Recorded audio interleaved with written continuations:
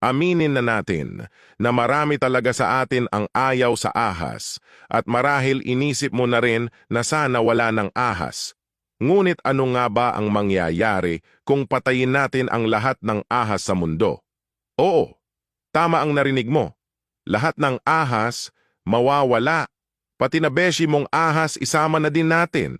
Pero bago tayo magpasya, alamin muna natin kung ano ang epekto nito sa ating planeta. Una, hindi magiging madali ang pagpatay sa mga ahas. Ang mga ito ay may kakaibang kakayahan tulad ng pagsagap ng tunog gamit ang kanilang balat, pagkakita ng init gamit ang infrared vision, at pang-amoy gamit ang kanilang dila. Hindi rin sila madaling malamig dahil kahit na sa matinding lamig tulad ng mga Burmese python sa Florida, natututo silang mag-adapt at dumami. Pero sige, pagpalagay na natin, kung sakali mang magtagumpay tayo sa pagpatay sa lahat ng ahas, gamit ang bioweapon tulad ng snake fungal disease, ano ang magiging epekto nito sa ating kalikasan? Una, tataas ang populasyon ng mga daga, ibon, at amphibians tulad ng mga palaka. Magiging masaya sila sa simula, pero hindi magtatagal ay mag-aagawan na sila sa pagkain. Mawawalan ng balanse ang ekosistema at magiging problema ito lalo na sa mga magsasaka. Mas dadami ang mga peste sa kanilang mga taniman at mas tataas ang pangangailangan sa pesticides. Ang resulta, mas mataas na presyo ng pagkain para sa atin lahat at kailanman ay panaginip na lang nating mga Pinoy ang 20 per kilo na bigas. Hindi lang iyon, bago natin ipagpatuloy ang ating video, kung ikaw ay mahilig sa mga larong madaling pagkakitaan, subukan nyo itong 1xBet. Ganito lang kadaling manalo, pumili ng game. Yung sa akin pipiliin ko ang Swampland.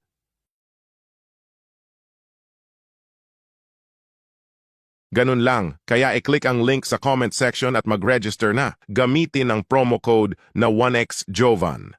Sa pag-cash in, pwede kang gumamit ng GCash at iba pang options at maaari kang makakuha ng up to 12,000 pesos na bonus sa unang cash in mo pa lang. At sa pag-withdraw, pwede ka ring gumamit ng GCash at iba pang options. Ganun lang kadali, kaya bet na ang mga daga na magdadala ng mga sakit tulad ng bubonic plague ay maaaring muling lumaganap. Isipin mo ang pagbabalik ng salot sa modernong panahon. Pangalawa, maraming hayop ang mawawalan ng pagkain dahil sa pagkawala ng mga ahas. Ang mga boars, mongooses, at mga ibon tulad ng mga uwak at agila ay umaasa sa mga ahas bilang bahagi ng kanilang dieta. Kung mawawala ang mga ahas, bababa ang bilang ng mga hayop na ito at ang ilan ay maaaring maglaho na rin. At panghuli, mawawalan tayo ng mahalagang bahagi sa medisina. Ang bisa ng kamandag ng ahas ay ginagamit sa paggamot ng diabetes at cancer. Kung mawawala ang mga ahas, maaaring mawalan tayo ng potensyal na gamot para sa mga sakit na ito. Sa huli, ang mga ahas ay may mahalagang papel sa ating kalikasan. Hindi man natin sila gustong makasama, kailangan pa rin natin silang igalang at bigyan ng espasyo sa ating mundo. Ano sa tingin nyo? Dapat ba talagang patayin ang lahat ng ahas? O kailangan natin silang pahalagahan kahit papaano? Iwanan ang inyong komento at huwag kalimutang mag-follow para sa mas marami pang mga kwento.